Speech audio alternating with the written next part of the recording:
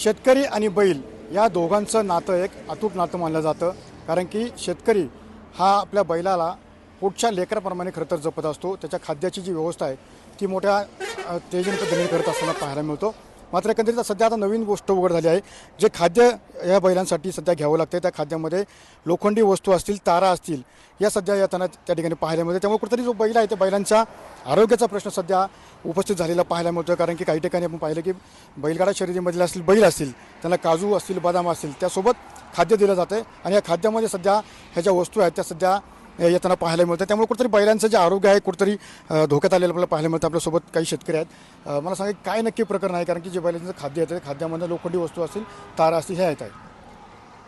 बैलांना सकस आहार देण्यासाठी आपण बाजारामधून पेंट किंवा अन्य पदार्थ घेत असतो की बैलांना ते अंगी लागावं, रक्त किंवा मग जो काही बैलांचा सुदृढ व्यायाम होण्यासाठी आपण त्यांना बाहेरून बाजारामधून महागडी अशी आहार घेत असतो.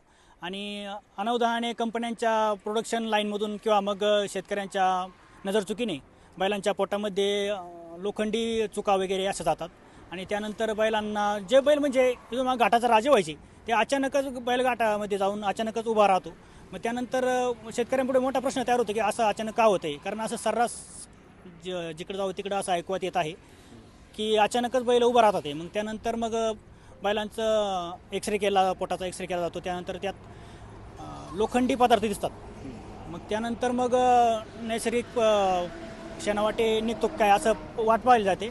नाहीच निघाला तर साहजिक त्यांना बैलांच्या गुदद्वारा मागून एक विशिष्ट असं लोहचुंबक असतो तो पोटामध्ये सोडला जातो आणि आतड्यांमधून बैलांना चढ उतारावरती घेऊन त्या बैलांच्या आतड्यांची हालचाल विशिष्ट प्रकारे करण्यात येऊन आणि मग त्यानंतर त्यातून तो पदार्थ काढला जातो. नक्कीच भयानक गोष्ट म्हणावी लागेल.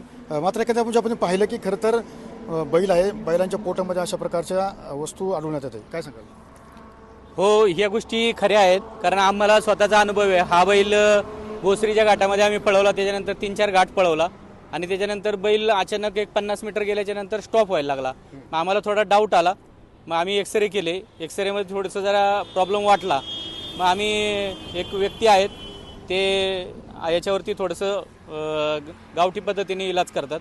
आम्ही त्यांच्याकडे गेलो, त्यांना दाखवल्याच्या नंतर त्यांनी ते केलं. म्हणजे एक लोहचुंबक आतमध्ये सोडून तो बैल थोडासा फिरवला, चढाला उताराला फिरवल्याच्या नंतर ते काढल्याच्या नंतर एक खिळा आणि एक चूक आणि एक लोखंडी पत्रा असे आणि स्क्रू असे वस्तू निघल्या.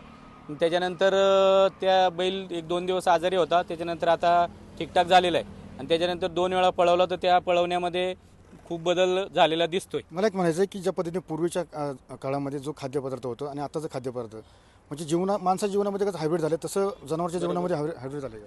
हो, हायब्रिड झालेलंच आहे. म्हणजे आता पेंट तर एक कॉमन गोष्ट आहे, परंतु दुसरे काही खाद्य आहेत पशुखाद्य म्हणून ते वापरले जातात. आज 3-3.5 रुपयाला 40 किलोची 50 किलोची बॅग भेटते. खूप मागणी असते, त्याच्यामध्ये खूप प्रोटीन असतात. त्याचा फायदा होतो बैलांना, परंतु जेवढा फायदा होतो त्याचा तेवढा तोटा पण आहे. कारण त्याच्यातून असे प्रकार घडणं म्हणजे हे शेतकऱ्यांची खूप मोठी नुकसान होते. कारण पळणारा बैल अचानक कमी होतो, याच्यामध्ये खूप त्रास होतोच. नक्की ज्या पद्धतीने पाहिलं की खरं तर सध्या ग्रामीण देवतांचा यात्रा उत्सव सुरू आहे आणि या यात्रा उत्सवामध्ये शेतकऱ्यांचे धावणारे बैल सध्या अशा संकटामध्ये सापडलेले पाहायला मिळतं. कारण की ज्या बैल आहेत त्या बैलांच्या पोटामध्ये खाद्याद्वारे लोखंडी वस्तू असतील, तारा असतील, हे आढळून येत आहेत. त्यामुळे शेतकऱ्यांसमोर एक मोठं संकट सध्या उभं राहिलेलं आपल्याला पाहायला मिळत आहे. कॅमेरा अभिषेक सामी, सुनील देगळे, TV9 मराठी, आंबेगाव, पुणे.